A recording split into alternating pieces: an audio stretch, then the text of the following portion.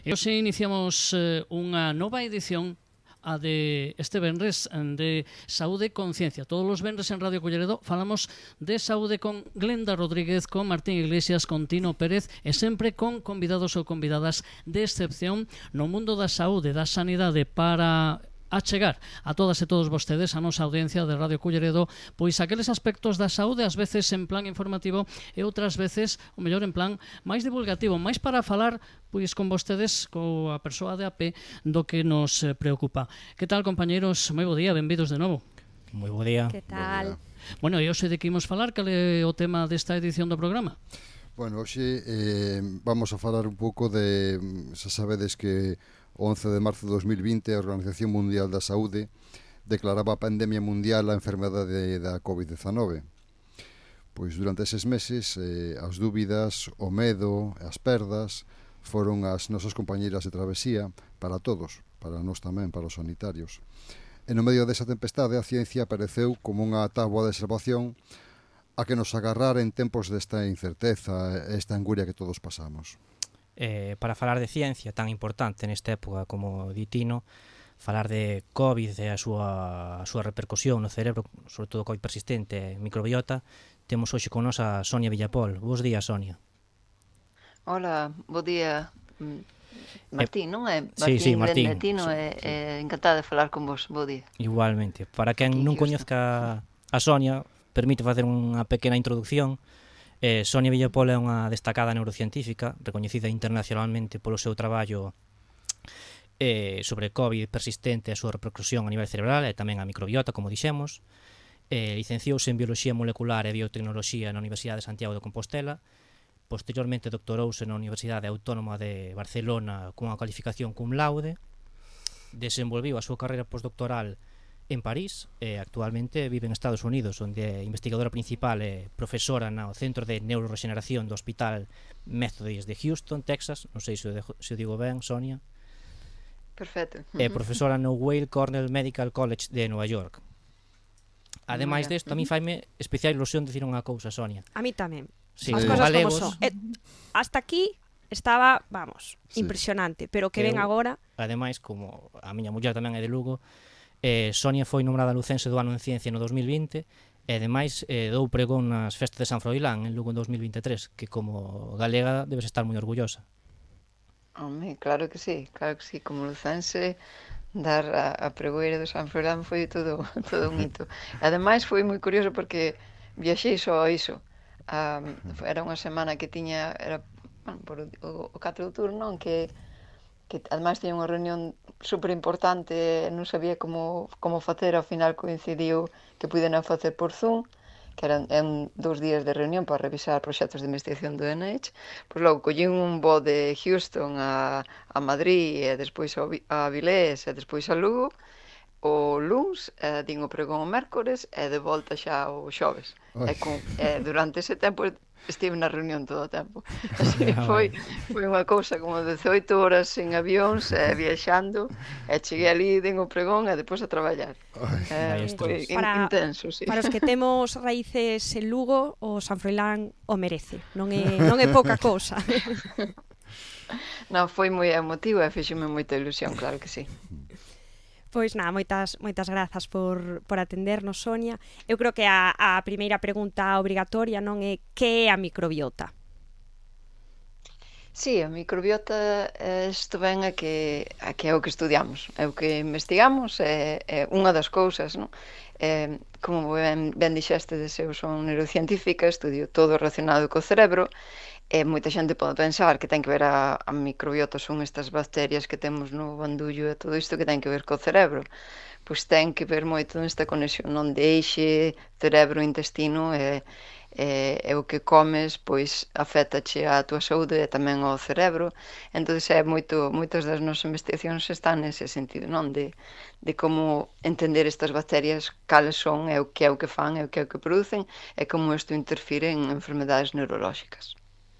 A mí o que máis me chamou a atención cando empecé a ler sobre isto é que eu creo que en xeral todos tiñamos un pouco a idea de que a comunicación era cerebro co resto dos órganos, solo nunha dirección, por así decirlo, non? E agora, pois, estamos vendo que os demais órganos, en neste caso, pois a flora intestinal, ten algo que dicir, non? Tamén manda señais o cerebro, por así decirlo. Isto cambia un poquiño a perspectiva de como vemos o corpo humano, non? Ou a importancia, pois falaremos agora máis adiante, da alimentación, pois dos hábitos saudables, etc. Sí, ben certo. Entón, como ben dixeches, non? O intestino e o cerebro están conectados. É como, pois, por varios sistemas, por exemplo, o nervio vago, que conecta directamente o cerebro cas terminacións nerviosas. Non sei se a xente sabe, pero nos intestinos temos neuronas tamén. E chamase o sistema entérico. Entonces hai neuronas que comunican, mandan inervacións ao cerebro e hai esta comunicación constante. Entonces todo o que afecta a dieta e todo o que afecta o que pode causar inflamación intestinal, estás causando dano tamén a nivel neurolóxico. E o que facemos é iso, intentar modular esta comunicación do intestino-cerebro para mellorar a saúde. É interesante entender eso, como se comunican e como manipulando a comunicación, como con novas terapias, pois podémoslo facer. E usamos varias cousas, desde probióticos, que veñen a sendo, bueno, xa vos falamos despois, en máis detalle se queréis, pero o que queremos é iso, a entender como esta microbiota, que é o conxunto de millóns de bacterias que viven no intestino, pois como se comportan e que producen e que sinais poden mandar ao cerebro. E como modulando estas bacterias, facelas máis boas, que produzcan as mellores sinais, pois podemos mellorar moitos problemas neurolóxicos, que tamén podemos despois falar deles, se queréis. Cando se forma a microbiota? Cando é o momento clave? No vientre materno? Despois de nacer? Sí, pois sabes, aquí nos decimos que sempre gusta pensar que a microbiota de cada quen é como as huellas dactilares. Cada un ten a súa microbiota e fórmase desde que se nace. Depende incluso do modo de nacemento. Se foi por parto vaginal ou se foi por cesárea ou etc. Pois a microbiota da tua nai transmítese a ti cando nacemos, a nós cando nacemos, e son nos primeiros anos na infancia, son fundamentais para crear, para que esta microbiota madure.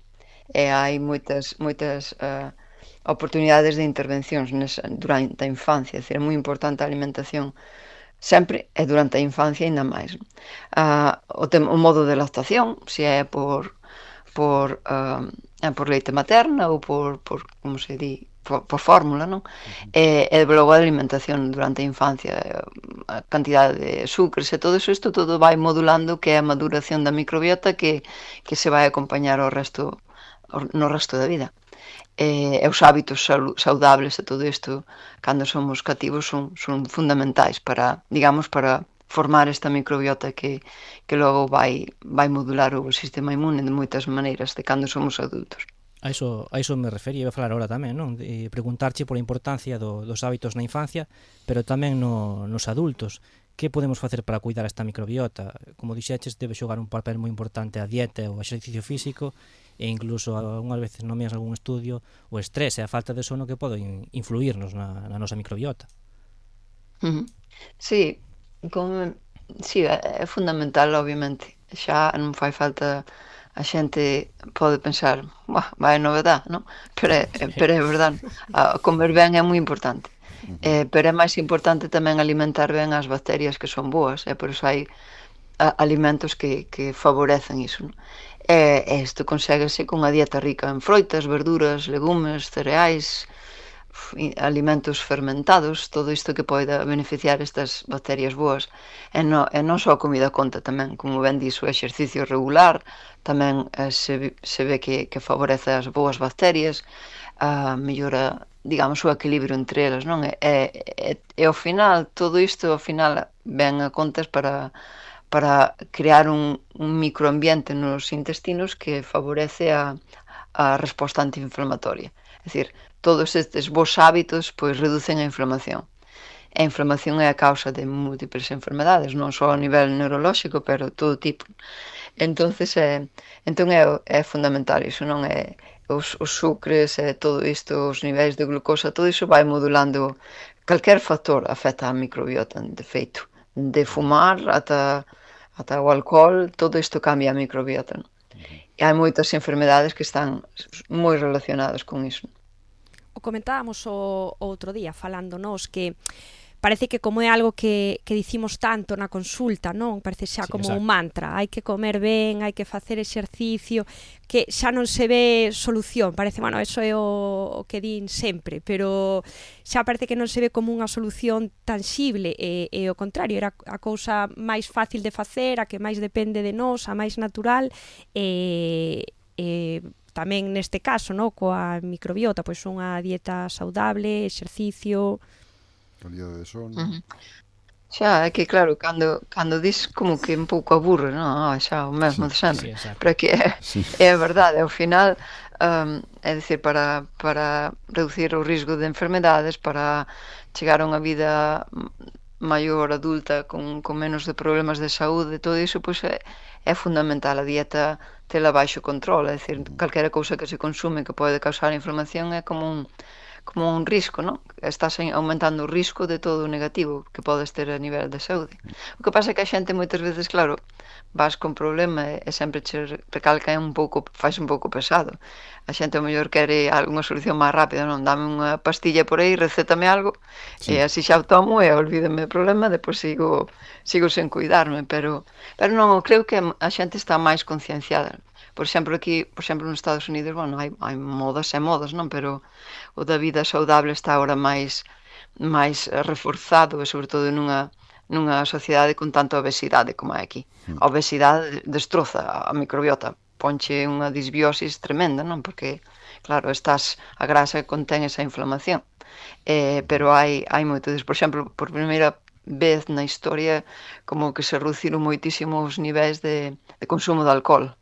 Que cousas, non? É dicir, hai unha concienciación máis de que todas as enfermedades teñen as mesmas raíces, e todos estes malos hábitos pois regulan a microbiota, non? Ao final é o mesmo. Entonces, é un pouco de concienciación, e como dicía, desde Aristóteles, sempre digo cando dou as charlas, desde Aristóteles dicía que a mellor medicina era a túa comida. Entón, é aí por onde se empeza. Sí. Falaches agora dun concepto que temos lido moito en artigos ou escuitado en programas, que é a disbiose. A disbiose é esa desprogramación da microbiota, non? Desos microorganismos que temos dentro, é que hai un momento que rompen, eso, temos lido que moitas enfermedades, ou que as máis das enfermedades crónicas teñen que ver con esa fractura da organización deses microorganismos. Existe, primeiro, que significa este descubrimento? Entender que esa disbiose está relacionada cas enfermedades crónicas, se é posible, en algún caso, reprogramar esa microbiota que está danada, que está rota, que permite esas enfermedades inflamatorias. Sí, é certo, non? As últimas ferramentas nos laboratorios permítenos eso, coñecer, facer a taxonomía, é dicir, definir e identificar que bacterias temos. Cando hai unha alteración da microbiota, pois é o que lle chamamos disbiose, que ven sendo o conxunto de bacterias e microorganismos, non só bacterias, tamén fagos e virus, que viven no noso corpo, no noso intestino, pois perde ese equilibrio. Cando a homeostasis, cando non están equilibradas, non? Que hai alteracións. En condicións normais hai digamos, entre as bacterias unha convivencia armónica, entre as beneficiosas e outras máis que non son tan boas, pero son neutras e mantense un equilibrio, non? Pero cando hai un desaxuste, por un tema de unha enfermedade, polo que falamos, non? A dieta pouco saudable, os tres antibióticos, se está enfermo tomas antibióticos un período moi prolongado de tempo, pois fai iso a falta de sono ou enfermedades, pois a microbiota iso volvese máis pobre. Aparecen bacterias que son máis oportunistas e poden causar esa inflamación e problemas de saúde. Está asociado a enfermedades, non? Hai cando estudiamos a microbiota, pois sempre nos achacan eso, non? Que é a causalidade, que foi antes o ovo ou a galiña. Pois que foi antes a microbiota disbiótica que causou a enfermedade ou a enfermedade que causou a microbiota alterada. Pois é complicado de saber, non? Algúnas enfermedades xa falan da causa desas enfermedades por cambios da microbiota. Trastornos digestivos seguro non, como o síndrome do intestino irritable ou xa non digamos a obesidade que causa esa disbiose, a diabetes, enfermedades autoinmunes, moito, non? E pois xa a nivel de saúde mental, depresión, o Alzheimer, o que estudiamos nos, traumatismos cerebrais, Alzheimer, todo iso xa hai sinais de disbiose intestinal. E que facemos en lugar de para restaurar eso, pois en os tratamentos experimentais que estamos facendo con ratos ou tamén en xente que tamén se intenta facer son probióticos, non? Probióticos son bacterias específicas que poden reemplazar as malas e restaurar eso, ese desequilibrio. E non é tan doado de facer, e a veces non é bon facelo, porque pode sin de causar máis disbiose.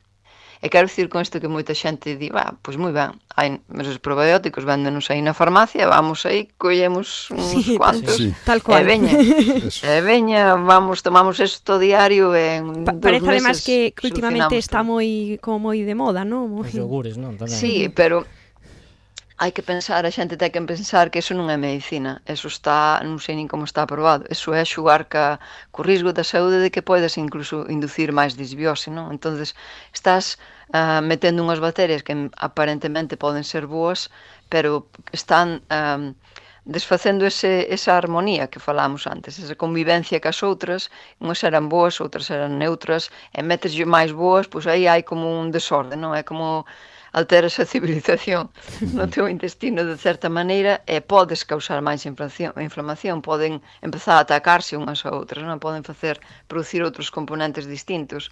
É dicir, non é que os probióticos che aseguren que sexan bons para nada, non? O que pode ser é que poden causarche ainda máis problema. Eso no peor dos escenarios. É o mellor que pode pasar é que non pase nada. Porque normalmente cando se toman os probióticos estes comerciais que se compran por aí, pois entran e salen, e ningún queda aí, e non é como non tomalos. Así que no peor dos casos iso é o mellor, non? Iso ten que estar moi controlado, E a xente ten que pensar, se houber un remedio, unha solución, pois xa sería recetado polo médico, non? Xa sería a nivel de medicina, ibanche, por exemplo, que sí que fan os doutores, está moi ben, é dicir, cando che dan antibióticos, danche outros probióticos para restaurar esta eliminación de bacterias, non? Para restaurar a flora intestinal de certa maneira. Pero é moi complicado, non? Que iso pase, ainda estamos investigando a mellor maneira de facer iso. E non creo que sexa cos probióticos comerciais que hai, non? Eso é máis, o que se pode facer mellor é conseguir esses probióticos ou esta dieta boa na comida, comer ben, comer saudable é o mellor que se pode facer nesas circunstancias, pero non recomendo para nada ir coller cesto da compra e cargarse de probióticos e automedicarse desa maneira, eso pode ser moito peor. Pois moi interesante, sí, sobre todo porque hoxe en día sí que creo que unha práctica bastante habitual. Falamos ao principio do COVID persistente, sabemos que... Sí, perdoa, Glenn, déxame dar énfasis a isto. E non só que sexa habitual isto, é que hai empresas que viven disso, non? Sí, bueno, sí. Creo que sen esas empresas non estaría de moda, probablemente, sí. Pero sabes que iso é bastante grave, é dicir, hai persoas con cancro e que estas empresas venden probióticos produtos para iso, e iso é algo... é unha animalada, é dicir, está xogando con persoas que teñen o sistema inmune inmunodepresivo e teñen problemas deste tipo, teñen que ter unha regulación moi controlada porque están baixo tratamentos de quimioterapia, etc. É dicir, que teñen esa alteración de probióticos. Encima hai empresas legais que o venden, en Galicia sei de algunhas. Eso non é nada, non sei como pode ser... legal, digamos, non a nivel de... Pois eu xa que falas que non pois moi ben, porque xa que falas, eu non quería abondar tanto neste tema, pero penso que o mellor a nosa audiencia si lle interesa, hasta que punto son útiles os análisis de microbiota que venden que venden pois, moitos profesionais nos medios. Facemos un análisis de microbiota e damos o mellor tratamento. Eso ten unha base científica ou... De feito, a mí xa me chegou unha paciente que ven a consulta e traecho o papel con, bueno, porcentaxe de porque temos entendido que o análisis da microbiota que podes facer nas feces é do último tramo do intestino, non do intestino inteiro. Sí, bueno, é donde hai máis, eso dá igual, é donde hai máis, no colon é donde hai máis microbiota, non? É dicir, tamén no intestino delgado. Xa, cando hai fallos, cando hai dano intestinal de inflamación é normalmente no intestino delgado, non no colon, pero é onde se acumula máis xel. O que opino diso é que sí, bueno, os estudos poden estar.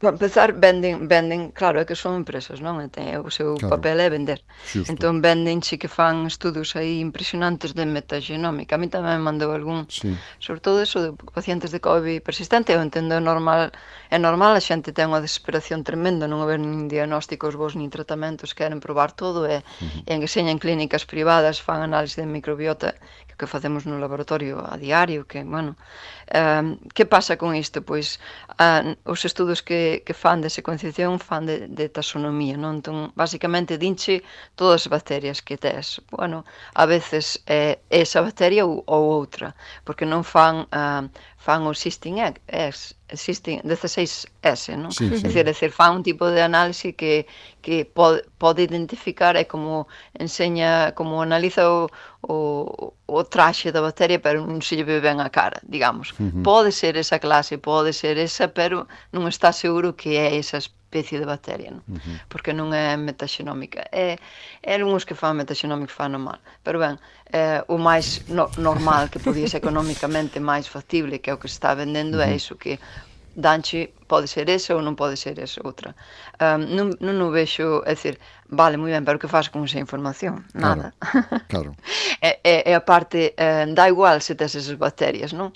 O tema é, están funcionando, fan algo. Moitas veces esses análises taxonómicos son de taxonomía, pois danche a clasificación das bacterias que podes ter, pero non sabes se están funcionais, non? Se están producindo metabolitos, se están activas.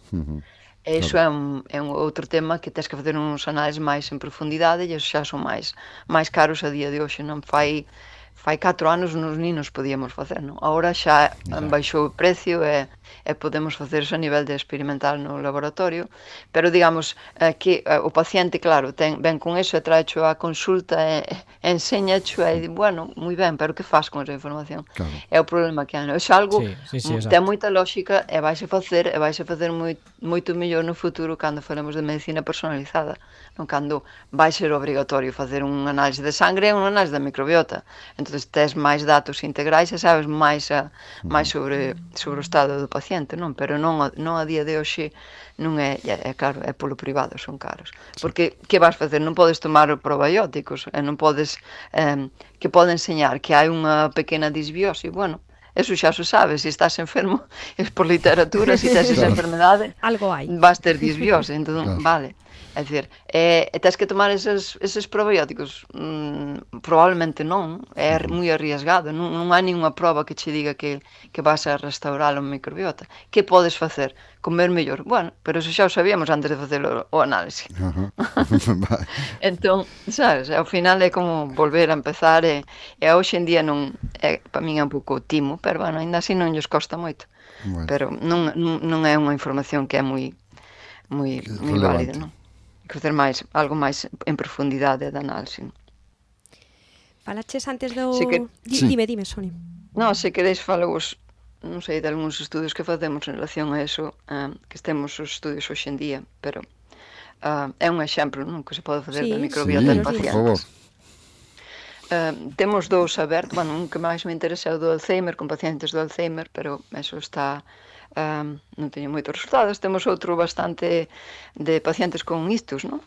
Entonces, traballo cunha doutora que é neuróloga vascular, entón ten os pacientes que lle administra a estimulación do nervio vago transcutáneo, non é invasivo, entonces axúdalle a recuperación aos pacientes co ictus, meses despois axúdalle na fala, nos movimentos, nos tremores, e a nivel neurolóxico tamén.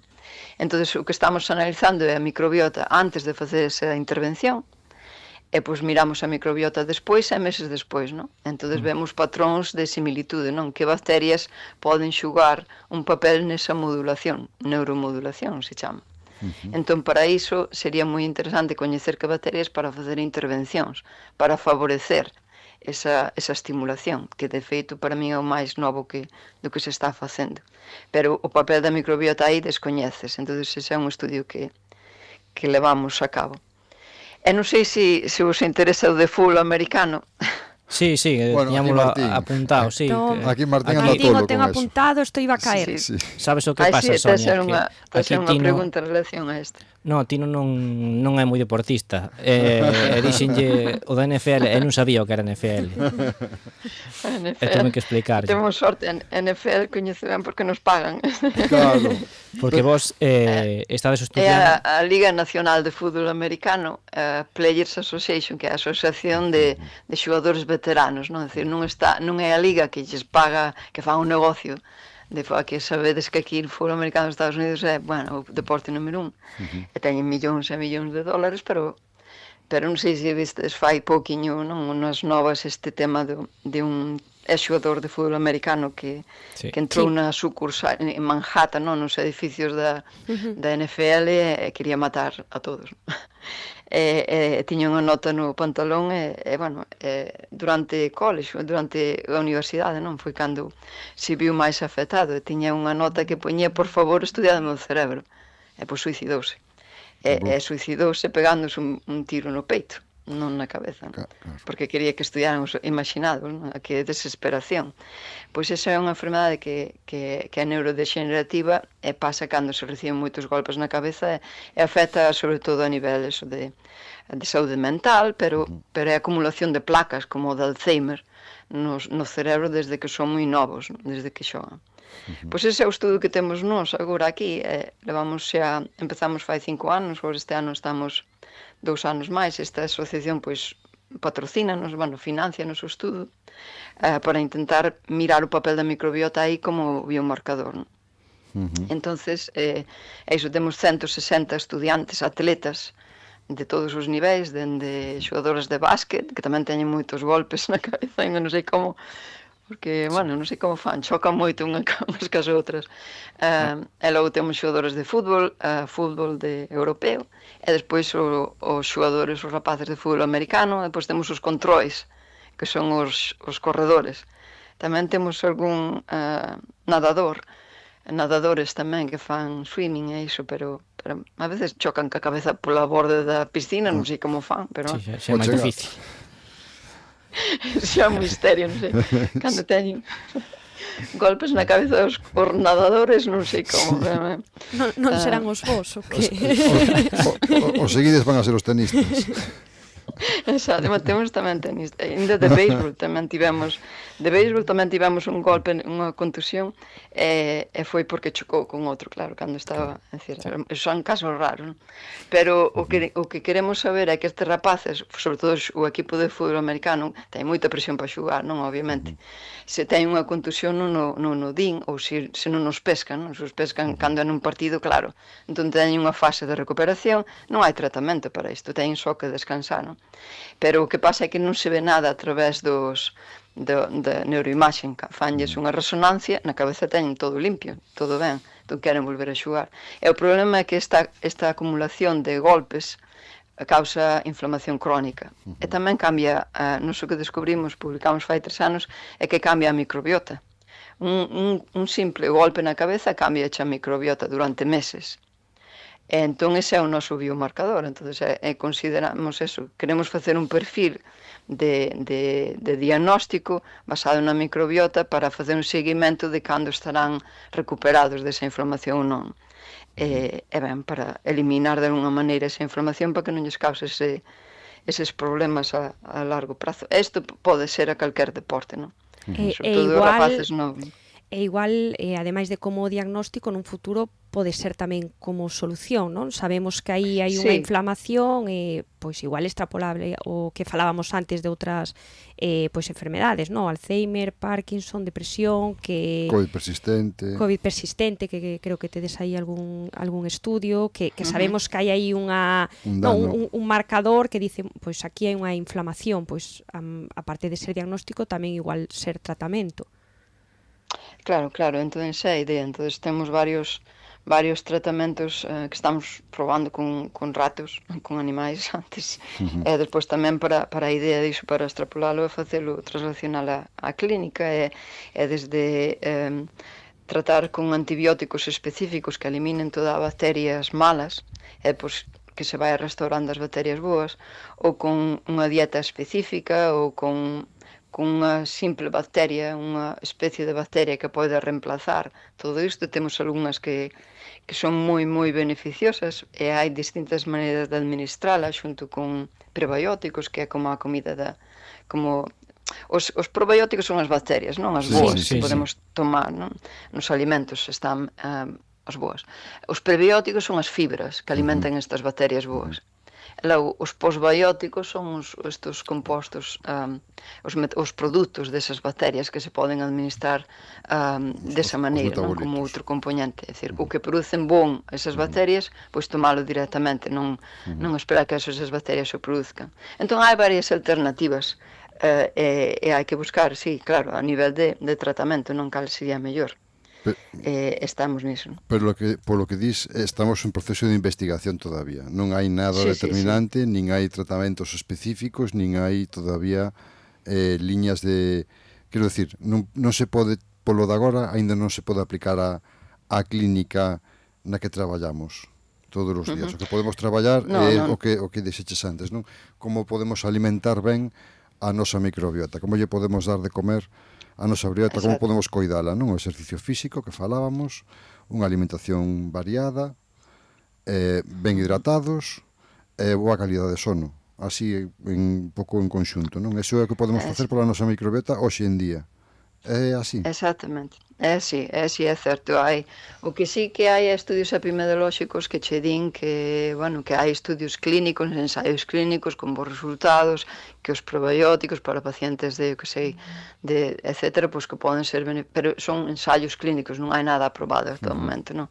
E o perigo deso é que, como xa comentamos antes, se tomas algo que por propaganda, por publicidade, que non está recetado polo doutor, que non é convinte, pois podes ter o risco de facelo indo o problema peor, porque non sabes exactamente como vai, é como experimentar co teu corpo, non tomando algo así, non sabes se pode ser máis contraproducente, pero non hai nada aprobado dos probióticos. Hai temas aprobados máis que nada para problemas gastrointestinais, non? A enfermedade de Crohn, etc. Non hai máis estudios niso, un efecto directo, non? Por exemplo, os transplantes fecais funcionaron inmediatamente en enfermos crónicos de enfermedade de Crohn, non? De que durante moitos anos, pois con transplantes fecais recuperaronse, non? E iso é algo impresionante, non? Pero non para outras enfermedades. E ainda así non está oficialmente a Federación Americana de Medicamento non o aprobou oficialmente como tratamento, non? Pero hai procesos experimentais. Ao final, podíamos estar falando aquí horas, días e semanas de microbiota. Ainda gustaríamos volver a falar contigo sobre o COVID persistente, non? Que tamén ten os estudios, pero é que non temos tanto tempo hoxe disponible. Gustarían facer, eso sí, unha pregunta final que lle faremos a cada invitado, que é un pouco máis persoal, non? Que momento para ti é saúde? Que momento na tua vida cotidiana? Non sei se, por exemplo, tomando un café despois da comida que estás con maior tranquilidade, non sei. Que momento para ti significa saúde? Esa é boa pregunta, non? Sí, non, é iso, máis que nada é iso, é que sintas ben que tes un equilibrio co corpo, saúde mental e física, e E ben, cada vez que vou sendo máis vella doume de conta de que dormir e limpiar estes amiloides do teu cerebro é moi importante, eliminar toda esa inflamación, é dicir, dormir ben é máis importante do que a xente da sociedade actual considera. Eu nunca fun de dormir ben, é dicir, nunca, pero ahora mesmo que son máis bella voume dando de conta de que axuda moito, non, para ter a mente máis fresca, con mellores ideas, e penso que eso, sino ter un equilibrio na medida do posible e ir solventando problemas. A saúde mental é moi fundamental tamén, non? Sí, claro, ahora isto de dormir ben a mí deixoume mal corpo, tendo unha filla pequena non teño moita esperanza por ahora a corto plazo. Eso é transitorio, medranche enseguida. Sí, da medra. Mira, Sonia, antes da despedida eu quería darte as gracias por todos nós, pero tamén quero a audiencia recomendarlle un libro que escribiches ti, que se titula Consciencia, a ciencia que nos salvou da pandemia, que se publicou xa en 2023 por Edicións Xerais, está en galego, ademais.